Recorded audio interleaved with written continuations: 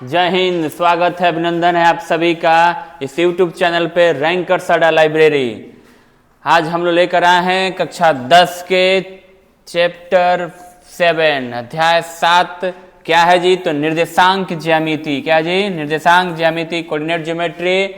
ठीक है, कक्षा 10 के कौन से प्रश्न जी? लड़ाकू प्रश्न, वही प्रश्न जो सीधे एग्जाम में आने वाले हैं। ठीक है, चलिए, बहुत ही इंपॉर्टेंट चैप्टर है ये। इससे क्वेश्चन अच्छा खासा पूछा जाता है, क्वेश्चनों की संख्या बढ़िया ज़्यादा होती है, तो हम लोग इसको बहुत अच्छे से देखेंगे। क्वेश्चन की संख्या भी थोड़ा सा ज़्यादा लेकर आए हुए हैं, बढ़ाएं इसमें, क्वेश्चन को ज़्यादा पूछता है। चलिए, अध्याय को शुरू करने से पहले हम आज भी माँ सरस्वती का आशीर्वाद लेंगे। जय माँ सरस्वती। चलिए, और आज का एक लाइन है आप सभी के लिए। क्या है जी? तो समस्या यह है कि आपको हमेशा यह लगता है कि मेरे पास अभी बहुत समय है। क्या जी? आपको यह लगता है कि मेरे पास अभी बहुत समय है, और यहीं देखते देखते कब समय खत्म हो जाता है पता ही नहीं चलता है। तो ध्यान दीजिएगा इस बात को। ये कभी मत लाइए कि आपके पास लगता है कि बहुत समय है, समय नहीं है। हमेशा ही सोचिए कि समय नहीं है, तभी आपका तैयारी बहुत अच्छे से होगा। आप थोड़ा सा रिवीजन फास्ट करेंगे। चलिए, आगे बढ़ते हैं हम लोग, और हम लोग क्वेश्चन की शुरुआत करते हैं। आज का हमारा पहला क्वेश्चन है। तो पहला क्वेश्चन है, कार्तीय तल में स्थित किसी बिंदु का, किसका जी? किसी बिंदु क्या है जी? तो 6,4 के कोटि क्या है? क्या जी? कोटि। समझ लीजिए, एक ही क्वेश्चन में कि ऐसा कभी भी कोई क्वेश्चन आपको पूछे तो आप जवाब दे दे। देखिए, पहला जब किसी बिंदु का निर्देशांक लिखा जाता है x, y के रूप में, किसमें जी? x, y के रूप में। तो यानी पहला जो x होता है वो x अक्ष में जो डिस्टेंस होता है वो होता है भुज। वो क्या होता है जी? भुज। और y में जो होता है वो होता है कोटि। वो क्या होता है जी? कोटि होता है। क्या होता है जी? कोटि। तो अब यहाँ पे हमसे पूछा गया है कोटि, तो दूसरा वाला कोटि यानी ऑप्शन 4, इसका क्या होगा? ऑप्शन बी सही है। 4 आंसर, भुज कोटि। कोई दिक्कत? समझ में आ गया जी? फर्स्ट वाले को भुज बोलेंगे, दूसरे वाले को कोटि। ठीक है, इसको और डिटेल्स में पढ़ेंगे आगे। चलिए बढ़ते हैं, अगला सवाल है हमारा। अगला सवाल क्या है जी? तो बिंदु इतना और इतना के बीच की दूरी, है दो बिंदुओं के बीच की दूरी का फॉर्मूला पता है जी? क्या होता है? तो x2 माइनस x1 का square plus y2 minus y1 का स्क्वायर। क्या होगा जी? y2 माइनस y1 का स्क्वायर। फॉर्मूला सभी को याद होगा। चलिए, तो दूरी सूत्र लगाते हैं। x2 क्या है जी? तो -2, और ये क्या है जी? तो -2, माइनस x2 -2 और माइनस इंटू x1 क्या है जी? तो 2, तो इसमें से घटेगा इसका स्क्वायर, फिर प्लस y2 क्या है जी? तो 3, और y1 क्या है जी? तो 3, दोनों बराबर है, घटेगा। अब इसका स्क्वायर देखिए, -2 माइनस का 4 हो गया, और -4 का स्क्वायर कितना होगा? 16, और ये होगा 0। यानी इसका आंसर क्या बनेगा जी? इसका आंसर बनेगा प्लस इसकी बीच की दूरी क्या होगी? 4। 16 का वर्गमूल कितना होता है जी? 4 होता है। तो दूसरे क्वेश्चन का दूरी सूत्र याद रखिएगा, बहुत ही इंपॉर्टेंट होता है, कई जगह काम आएगा आपको। चलिए बढ़ते हैं अगले सवाल की तरफ। अगला सवाल क्या है जी हमारा? अगला सवाल है हमारा, बिंदु इतना इतना तथा इतना से बने त्रिभुज का क्षेत्रफल। वाह, त्रिभुज का क्षेत्रफल पूछ दिया। अब बताइए, फॉर्मूला याद करें कि क्षेत्रफल लाएं, कितना बड़ा क्वेश्चन हो जाएगा। चलिए आज सीखते हैं इसका शॉर्टकट ट्रिक, एकदम शॉर्ट, एकदम आसानी से। देख कैसे, सबका पहले x चुरा लीजिए, चुराइए। तो x क्या होगा जी? तो 0, 0, 3। फिर y को चुराइए, तो y क्या जी? 1, 5, 4। देख रहे हैं ध्यान से, x सबका उठाए, फिर y सबका उठाए, सजा दिए। अब पहला जो है स्तंभ, इसको एक बार और लिख दीजिए, मतलब 0 और 1 एक बार और लिख दीजिए। लिख दिए, इसको मॉड में डाल दीजिए, क्योंकि इसका आंसर जो भी आएगा वो प्लस में आएगा जी, प्लस में। समझा रहे हैं इसलिए समय ले रहे हैं, तो आंसर तो सेकंड में निकलेगा इसका। चलिए 1/2 त्रिभुज का क्षेत्रफल में लगता है जी। अब कैसे इसको हल करना है? तो इसको हल करने के लिए ध्यान दीजिएगा, तिरछा तिरछी गुना, 5 में गुना करेगा 0, तो क्या बन गया? 0। इसका गुना करके इसका गुना इसमें से घटा देना है, तो इसका भी तो 0 हो रहा है। आसान है, आराम से समझ लीजिए। एक क्वेश्चन समझिए, 1000 क्वेश्चन बनाइए। बढ़ते हैं, अगला क्वेश्चन क्या है जी? क्वेश्चन नहीं, आगे क्या है जी, तो इसमें 0 से मल्टीप्लाई होगा 4 में, तो ये भी 0 हो गया। फिर इसका मल्टीप्लाई होगा इसमें, तो ये तो घटेगा, क्योंकि देखिए इसका गुना करके इसमें से इसको घटाना है, तो घटेगा कितना, 5 तिहाई 15। चलिए आगे बढ़ते हैं, इसका गुना कितना होगा जी, 3 एकम 3 यानी प्लस का 3। फिर इसका मल्टीप्लाई होगा तो कितना होगा, 0। क्या होगा जी, 0। मॉड लगा दीजिए क्योंकि प्लस में होना चाहिए, ठीक है जी।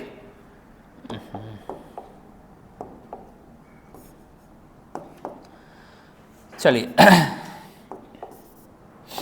तो 1/2 इंटू इसको सॉल्व करेंगे, देखिए माइनस का 12 और प्लस का 3 यानी माइनस का 15 और प्लस का 3, तो घटेगा क्या, माइनस का 12, लेकिन मॉड लगा हुआ है तो इसको क्या बना देगा, प्लस का 12, और इससे करेंगे तो क्या बन गया, 6, यानी आपका आंसर होगा 6।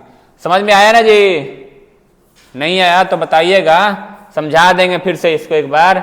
चलिए बढ़ते हैं अगले सवाल के तरफ। अगला सवाल है हमारा, इंपॉर्टेंट भी है, बिंदु इतना किस पाद में स्थित है, किस पाद में है जी, चतुर्थांश पढ़े हैं, नहीं है तो एक बार देख लीजिए। पहला चतुर्थांश होता है, ये दूसरा होता है, और तीसरा और ये चौथा। ये पहला, ये दूसरा और ये तीसरा और ये चौथा। ये एक्स अक्ष का, ये एक्स अक्ष है धनात्मक ऋणात्मक, ये वाई अक्ष है धनात्मक और ऋणात्मक, यानी पहला जो चतुर्थांश है वो एक्स अक्ष और वाई अक्ष दोनों का धनात्मक है, इसके लिए इसलिए चिन्ह क्या होता है, प्लस प्लस।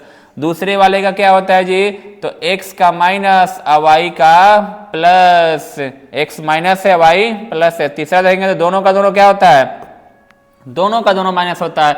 और चौथा देखेंगे तो x होता है प्लस और y होता है माइनस। चारों चतुर्थांश सब समझ गए होंगे, चिन्ह समझ में आ गया होगा। तो देखते हैं, बताइए ई है प्लस ई है माइनस, कौना में है जी, कौना में है, दिख रहा है, किसमें है, चौथा में है। कौन में है जी, चौथा में है, बहुत ही इंपॉर्टेंट है, ध्यान दीजिएगा इसको।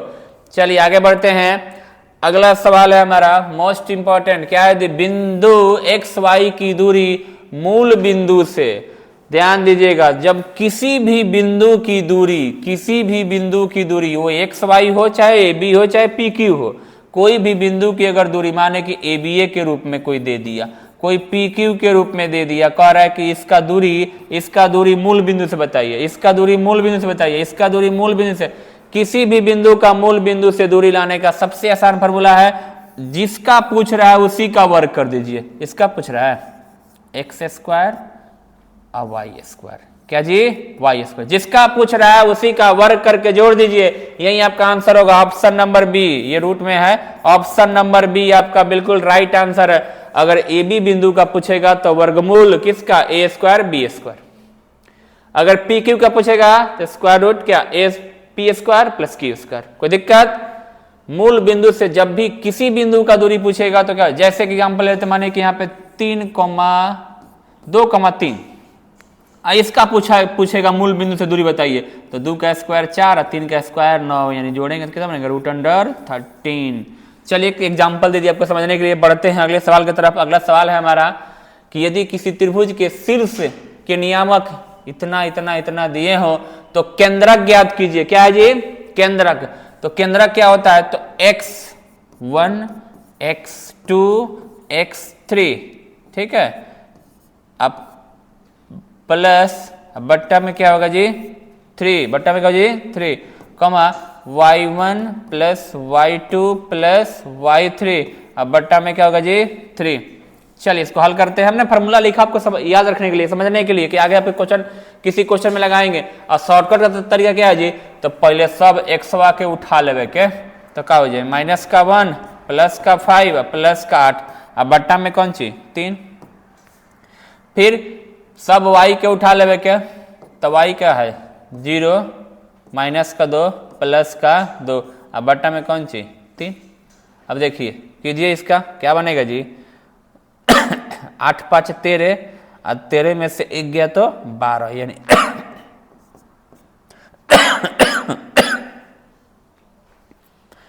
12/3, और कमाई कितना हो जाएगा 0/3, क्या जी 0/3।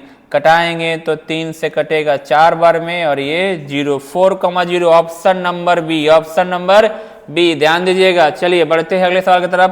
अगला सवाल है हमारा कि यदि वृत्त के व्यास के सिरों के निर्देशांक, वृत्त है और वृत्त का ये व्यास है, इसके सिरों के निर्देशांक क्या है जी? तो 2,3 है और एक है -6,7। क्या जी? -6,7 है। तो इसके केंद्र क्या होंगे? तो केंद्र कहाँ होता है जी?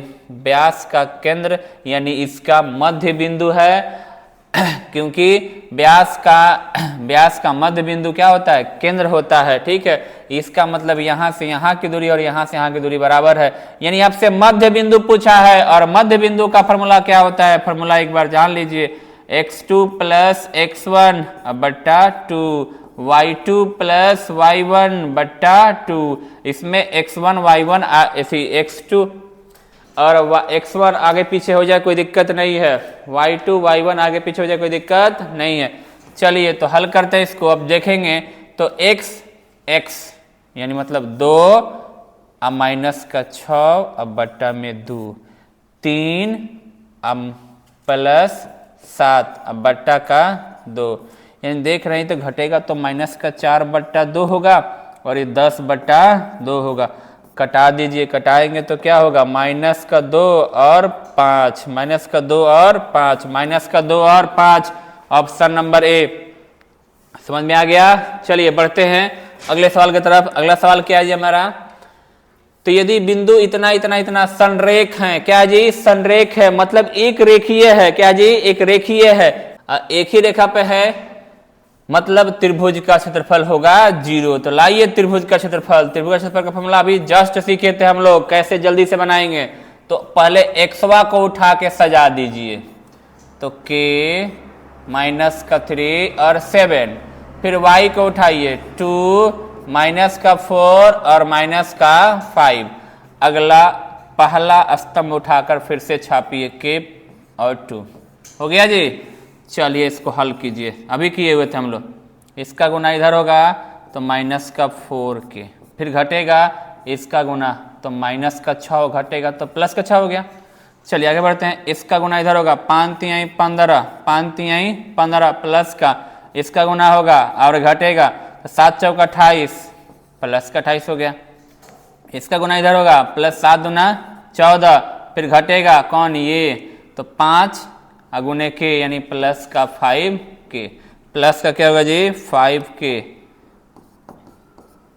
और बराबर में 0। का है जी? कि संरेख है, संरेख है तो त्रिभुज का क्षेत्रफल क्या होगा? 0 हो जाएगा, क्योंकि जब तीनों शीर्ष एक ही रेखा में आ जाएंगे तो त्रिभुज का अस्तित्व ही नहीं बचेगा, त्रिभुज का अस्तित्व खत्म हो जाएगा, तो क्षेत्रफल उसका 0 हो जाएगा। ठीक है, चलिए अब इसको हल करते हैं। 1/2 को हम उधर भेज देते हैं तो 0 के पास चले जाइए आप। तो -4k और +5k, तो क्या बचेगा? k, 5 में से 4 गया तो 1 और यहाँ देख रहे हैं इसको ऐड कीजिए 6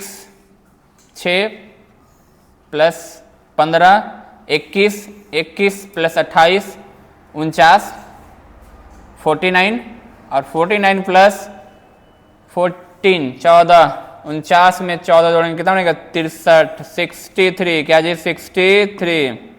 ठीक है, 63 इक्वल टू कितना? 0 × 2, यानी अब देख रहे हैं कि k + 63 बराबर कितना हो गया? 0, यानी k का वैल्यू हो जाएगा 63। क्या होगा जी? 63। सॉरी माइनस का ना होगा जी, उधर जाए तो क्या होगा? -63।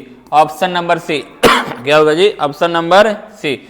चलिए बढ़ते हैं अगले सवाल की तरफ। अगला सवाल क्या है जी हमारा? तो अगला सवाल है कि x अक्ष पर किसी बिंदु का भुज, x अक्ष पर, ध्यान दीजिए समझिए इस क्वेश्चन को, ये x अक्ष है और ये y अक्ष है।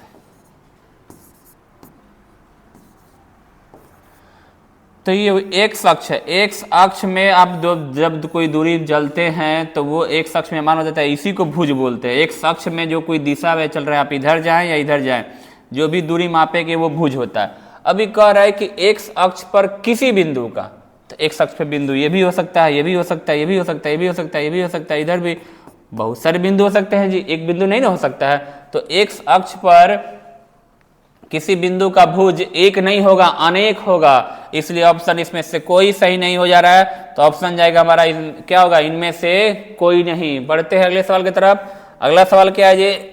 अगला सवाल है हमारा, एक्स अक्ष पर स्थित किसी बिंदु के निर्देशांक का रूप है। एक्स अक्ष पर कोई भी बिंदु होगा तो ना तो ऊपर उठा होगा ना नीचे गया होगा, यानी ए वाई में उसका कुछ मान ही नहीं बना होगा, इसलिए वाई का उसका हो जाता है 0, और एक्स में समथिंग कुछ ना कुछ तो होगा। तो देख रहे हैं कि इसमें वाई में कुछ दिख रहा है, तो ये ऑप्शन कट गया, तो हमारा ये ऑप्शन सही हो गया। यानी एक्स में समथिंग कुछ होगा लेकिन वाई में नहीं होगा। चलिए बढ़ते हैं। चलिए अगला सवाल हमारा क्या है जी? प्रश्न संख्या 11, रेखा y बराबर 4 का आलेख निम्न में से किस बिंदु से होकर गुजरेगी? क्या जी? किस बिंदु से, यानी y बराबर 4। देखिए थोड़ा सा आपको कुछ याद हो तो देखिए ये y अक्ष है, क्या जी? y अक्ष 1 2 3 4, कुछ यहाँ से ऐसे ग्राफ बनेगा किसका जी? y बराबर 4। अब y बराबर 4 जो है वो किससे गुजरेगा? ऑप्शन देखिए, ऑप्शन क्या है जी? तो 4,0 यानी x में 4,2, 4 इधर होगा और 2 ऊपर, हाइट इसका 2 गया है। फिर ये क्या है 2,4, मतलब 2 और 4 यहाँ पे पहुंच जा रहा है, हाइट वहां पे पहुंच रहा है, और इसका 0 है, मतलब ये तो एक्स अक्ष पर है, तो यानी ये भी कैंसिल, ये भी कैंसिल, और ये बिंदु होगा। क्यों होगा? क्योंकि देखिए y बराबर 0 है, तो यानी इसका हाइट यहाँ से किसी एक्स अक्ष से किसी बिंदु को इस 4 इकाई तक आना चाहिए, तो ये चौथा इकाई तक यहीं चल रहा है। किससे आया है जी? तो दूसरे पद से, दूसरे से चौथे पर आया है, तो ये बिंदु होगा, मतलब जिसका भी y वाला 4 होगा वही ना y बराबर 4 वाले आलेख को जाकर के क्या होगा, उस बिंदु से गुजरेगा। यानी ऑप्शन कौन सा है जी? आपका ऑप्शन सही होगा इसमें, ऑप्शन नंबर बी, क्योंकि इसमें ही 4 है। चलिए आगे बढ़ते हैं। अगला सवाल है हमारा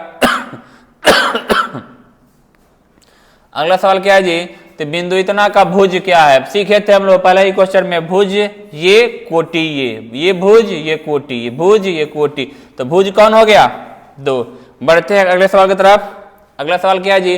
तो एक्स अक्ष पर किसी बिंदु का y निर्देशांक क्या होता है? एक्स अक्ष पर कोई बिंदु है, एक्स अक्ष पर कोई बिंदु है, तो एक्स अक्ष पर किसी बिंदु का y निर्देशांक अभी सीखे हुए थे, यानी क्या होता है? 0 होता है। क्या होता है जी? 0 होता है। एक्स अक्ष पे है तो y उसका कुछ क्या होगा ना, तो ऊपर गया नीचे गया, तो ऊपर नीचे होगा तब तो कुछ उसका मान बनता, यानी क्या हो जाएगा? 0। चलिए बढ़ते हैं अगले सवाल की तरफ। अगला सवाल क्या है जी? तो y अक्ष का समीकरण क्या होता है? पूछा हुआ क्वेश्चन है जी, y अक्ष का समीकरण क्या होता है? तो अगर y अक्ष का समीकरण होता है x बराबर 0, क्या होता है जी? x बराबर 0, y अक्ष का समीकरण होता है x बराबर 0। अगर आपसे क्वेश्चन पूछ दे x अक्ष का समीकरण क्या होता है, तो y बराबर 0 हो जाएगा। दोनों याद रखिएगा, y अक्ष का पूछा है तो x बराबर 0 होगा, और x अक्ष का पूछेगा तो y बराबर 0 होगा। चलिए बढ़ते हैं। अगला सवाल है कि यदि त्रिभुज के शीर्ष इतना इतना है तो इसका परिमाप ज्ञात कीजिए। क्या जी? परिमाप। परिमाप मतलब त्रिभुज जो बन रहा होगा उनके तीनों भुजाओं का योगफल पूछ रहा है। तो इसमें कुछ आसान लग रहा है कि एक मूल बिंदु है, बाकी सब देखिए, एक शीर्ष इसका मूल बिंदु है, ये वाला दिख रहा है यहाँ पर 0 0 है, और एक है x में 0 और y में 4, तो यहाँ पे कहीं होगा 0,4, ठीक है। और एक है x में 3 और y में, अब इसका परिमाप पूछ रहा है। इसका क्या मतलब? परिमाप। देखिए त्रिभुज बन गया, परिमाप मिल जाएगा आपको। देखिए यहां से यहां का परिमाप 3 बनेगा, भैया x में 3 लग गया है, यहां से यहां का 4 मिलेगा। देखिए 2 भुजाओं का माप हमने ला दिया, अभी क्या हुआ ग्राफ से ही। अब ये वाली दूरी आपसे पूछ रहा है, तो इन दोनों बिंदुओं के बीच की दूरी का फॉर्मूला लगाएंगे तो क्या होगा जी? 0 में से 3 घटेगा तो 3 का स्क्वायर 9, और 4 में से 0 घटेगा तो क्या बनेगा? 4 का स्क्वायर 16। थोड़ा शॉर्टकट लगाइए, 0 है 3 घटेगा तो 3 घटेगा तो क्या 0 - 3, तो -3 का स्क्वायर 9 हो जाएगा। 4 में से 0 घटेगा तो क्या होगा? स्क्वायर 16 हो जाएगा, यानी बनेगा √25। यानी इसका मान कितना हो जाएगा? √25 किसके बराबर होता है? √25 हो जाएगा 5 के बराबर। क्या होगा जी? 5 के बराबर, यानी ये हो गया 5। क्या होगा जी? 5। तो तीनों भुजाओं को जोड़ेंगे तो 5 3 8 4 12, 5 3 8 4 12, यानी इसका परिमाप कितना हो गया 12। चलिए बढ़ते हैं अगले सवाल की तरफ। बिंदु इतना किस पाद में है? ये भी प्लस किस में होगा जी? पहले में। बढ़िया, इतना आसान क्वेश्चन है। आगे बढ़ते हैं, अगला सवाल है हमारा, मूल बिंदु से बिंदु इतना की दूरी। अभी सीखे हुए थे हम लोग कि मूल बिंदु से किसी बिंदु की दूरी पूछेगा, टप दे उसको उठाइए, उसका स्क्वायर कर दीजिए, तो इसका माइनस का प्लस हो जाएगा, इसका भी वही हो जाएगा, यानी आंसर इसका हो जाएगा पहला। कोई दिक्कत? मूल बिंदु से किसी बिंदु का निशांक पूछे, मूल बिंदु से किसी बिंदु की दूरी पूछे तो क्या करते हैं जी? उस बिंदु का दोनों का वर्ग करके जोड़ देते हैं उसका वर्गमूल, यही होता है उनके बीच की दूरी। मूल बिंदु से पूछेगा तब। बढ़ा जाए अगले सवाल की तरफ। अगला सवाल है हमारा, बिंदु इतना और इतना के बीच की दूरी, दो बिंदुओं के बीच की दूरी हम लोग पढ़े हुए हैं, फॉर्मूला लगाते हैं जल्दी से। यानी x में से x को घटाइए तो क्या हो जाएगा? 8 में से 5 घटेगा तो क्या बचेगा? 3 का स्क्वायर, और 11 में से 7 घटेगा तो क्या बचेगा? 4 का स्क्वायर। देख रहे हैं शॉर्टकट, कुछ नहीं करना है, फॉर्मूला नहीं लगाना है। पहिलका में से पहिलका के घटा के स्क्वायर और दूसरका में से दूसरका के घटा करके स्क्वायर। चलिए इसको कीजिए, 3 3 9, 4 चौका 16, यानी कितना हो जाएगा? 25, यानी रिजल्ट क्या बनेगा? 5, यानी कि बीच की दूरी कितनी है? 5 इकाई। चलिए बढ़ते हैं अगले सवाल की तरफ। अगला सवाल क्या है जी हमारा, एक्स अक्ष से बिंदु इतना की दूरी। देखिए ध्यान से, ग्राफ से बड़ी अच्छे समझ में आ जाएगा। ये एक्स अक्ष है और बिंदु क्या है? 3, यानी एक्स में कहीं यहाँ पे 1 2 3 से गया होगा, 1 2 3 4 5 से गया होगा, यानी 3 और 5 यहाँ पे लगभग होगा 3,5। अब कह रहा है कि इसकी दूरी एक्स अक्ष से, हम वाई अक्ष से भी आपको बता देते हैं। देखिए सीख लीजिए, अब इसकी एक्स अक्ष से यहाँ ना होगा जी, ये डालेंगे तो बताइए कि ये लंबाई कितनी होगी और ये लंबाई, दोनों बता देते हैं। बताइए आप यहाँ से यहाँ कितना गए? 3, और यहाँ से यहाँ कितना गए हैं? 5। ऊंचाई 5 लगे है जी। देख रहे हैं एक्स में 3 और वाई में कितना? 5। तो एक्स में 3 मतलब ये वाला 3 हुआ, मतलब ये हुआ, और ये कितना हुआ? 5। कितना उठे हैं आप? 5, तो ये 5, तो ये 5 होगा जी। अब बताइए, आंसर दीजिए, आप ही आंसर देंगे इसका। एक्स अक्ष से बिंदु की दूरी कितनी है? हाई एक्स अक्ष है, कितना दूर है? 5। कितना जी? 5। और ये बिंदु y अक्ष से कितना दूर है? तो y अक्ष से कितना दूर है? 3, यानी जो x में दिया हुआ है वो दूरी हो जाएगा किसका? y का, और जो y में दिया है वो दूरी हो जाएगा x का। समझ में आ रहा बात? ध्यान दीजिएगा। चलिए तो हमारा आंसर क्या होगा जी? हमसे पूछा गया x का, तो x से कितना दूरी है? 5। कितना जी? 5। समझ में आ गया होगा। बढ़ते हैं अगले सवाल की तरफ। अगला सवाल है, y अक्ष से बिंदु इतना की दूरी। वही क्वेश्चन है, थोड़ा सा घुमाया गया, कोई बात नहीं, देख लेते हैं। 3 4, यानी यहां से यहां डालेंगे तो ये y का लंबाई है। y में ना ऊपर और नीचे होते हैं जी, यानी 4, और x में ये होता है दाएं बाएं, x में दाएं बाएं, y में ऊपर नीचे, x में दाएं बाएं, y में ऊपर नीचे, यानी ये ऊपर नीचे हुआ। ऊपर कितना गया? 4, और दाएं बाएं कितना? 3। अब बताइए कितना होगा इसका आंसर जी? y अक्ष से बिंदु की दूरी, यानी ये y अक्ष है जी, इसकी दूरी कितनी होगी? y अक्ष जब पूछे तो x बता दीजिएगा, और x अक्ष पूछे तो y बता दीजिएगा, और इसका आंसर हो जाएगा अब कितना? 3। ऑप्शन नंबर ये ए होगा।